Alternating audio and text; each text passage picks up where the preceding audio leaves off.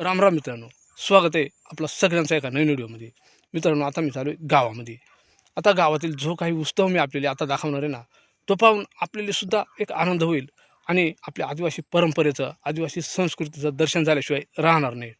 तर आपल्याकडे कसं आहे मित्रांनो, आता उद्या जत्रा आहे आणि आपल्या भागात काय होतं आहे, जत्रेच्या आदल्या दिवशी जागरणा राहते आणि त्या जागरणाच्या दिवशी देवाची काठी बसते.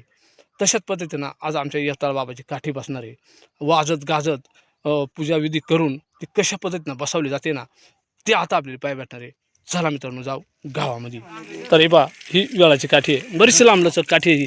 आता ही धुवायचं काम चालू आहे. त्याच्यानंतर हिची विधिवत पूजा करून ही बसवली जाईल देवळापुढं. आता आमचं काका ते अगदी वयस्कर आमच्यापेक्षा. तर काका, ही काठी आपली कधीपासून बसतात तुला आठवत आहे का नाही?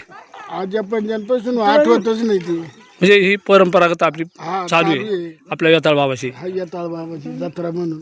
तर चला, आता काकाने पण सांगितलं आपल्यापेक्षा तेच माहीत नाही तर आपल्याला काय माहिती आहे.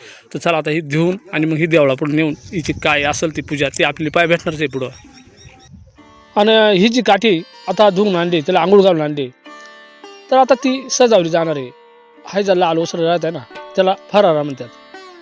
आता तो फरारा त्या पूर्ण काठीमध्ये असा म्हणजे घालून सजावली जाईल ती आता. आणि हा एक आनंद सोहळा आहे मित्रांनो, पूर्ण गावाला एक आनंद येतो.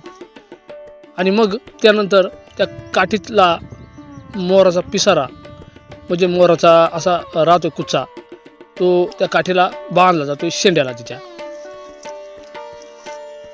पहा, तर मग आता मोराचा पिसारा लावलाय.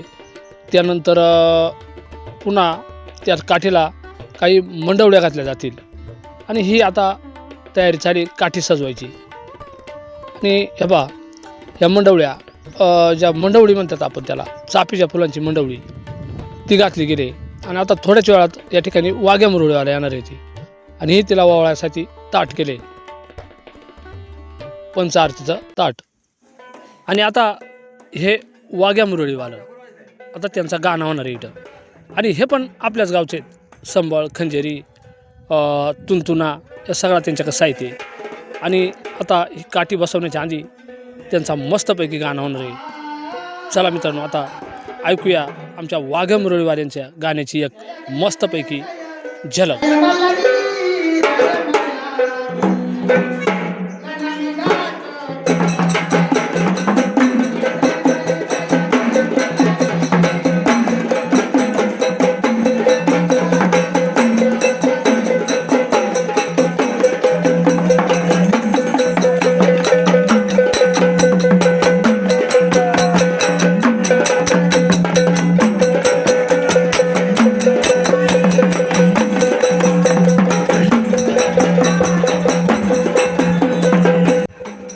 मित्रांनो, ही एक कला आहे, एक संस्कृती आहे, ही जपली पाहिजे. असाही आनंद लुटला पाहिजे. आणि हा आनंद फक्त आजही गावाकडेच लुटला जातोय.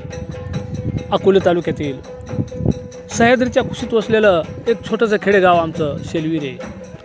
आणि आमच्या शेलविरे गावच्या आराध्य दैवत यताळ बाबा यांचा आजचा हा यात्रा उत्सव आणि काठी बसायचा कार्यक्रम. जरी माणसं पैशाने गरीब असली तरी मनाने, कलेने आणि संस्काराने आणि संस्कृतीने अतिशय श्रीमंत आहेत. शिवादा मस्तपैकी गवळून होऊन जाऊ द्या. हां, हो द्या गवळून.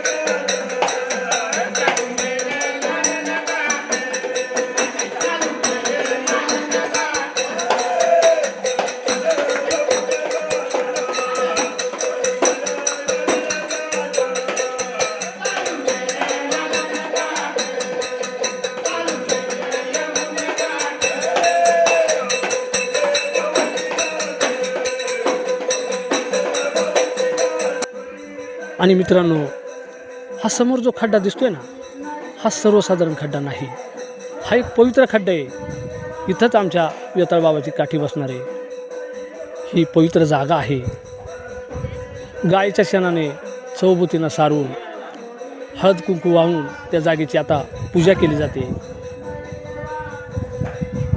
तर जे वेताळ बाबा ज्यांची श्रद्धा आहे ते या ठिकाणी पूजा करतात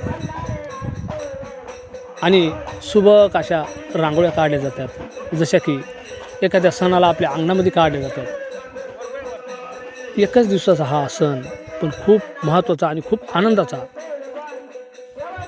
आणि आमच्या वेताळ बाबांची काठी आता सजून तयार आहे.